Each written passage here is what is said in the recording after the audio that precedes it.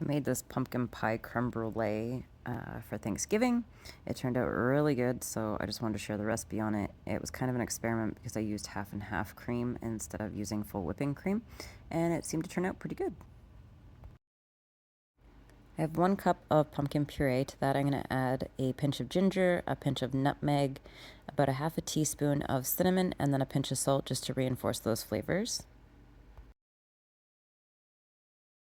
In a separate bowl, I'm going to separate 2 egg yolks from the egg whites, and this will be the base for our custard.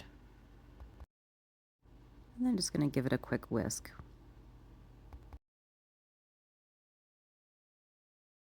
In a pot, we're going to mix both of our sugars, so I'm going to do 2.5 tablespoons of brown sugar and 1.25 tablespoons of white sugar.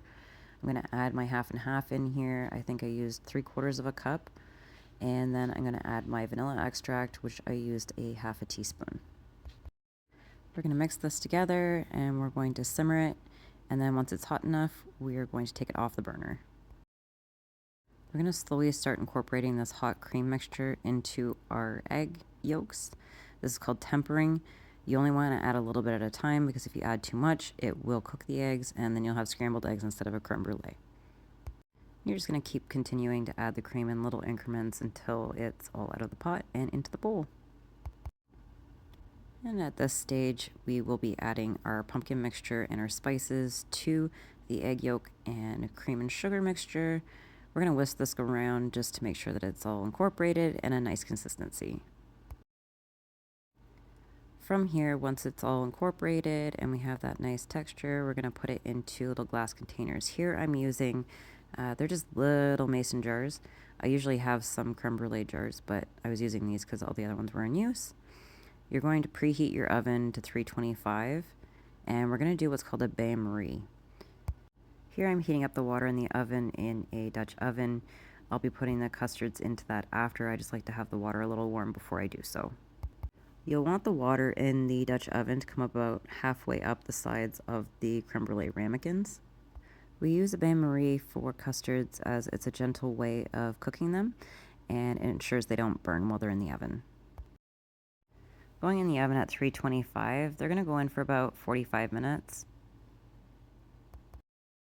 I like to call this the jiggle test. Once the 45 minutes is up, you'll know when your creme brulees have set. They're a little jiggly on the top, but they're still firm. So once we take these out of the hot water and we cool them down and then we put them in the fridge, you're going to want to leave these in the fridge for at least 4 to 6 hours. Make sure you cover them up too, just so that you're not getting any fridge flavors into them. Nobody wants that in their creme brulee. They've sat in the fridge for about 6 hours. I'm going to use just a small teaspoon of white granulated sugar. I'm going to roll it around on the top of it just to make sure that it's even throughout. And now I've got my kitchen torch. You're essentially going to hit this until you start seeing little brown spots. That'll show you that the sugar has actually bruleed. This takes about 20 seconds, and then it should sound like this when you take a spoon to it.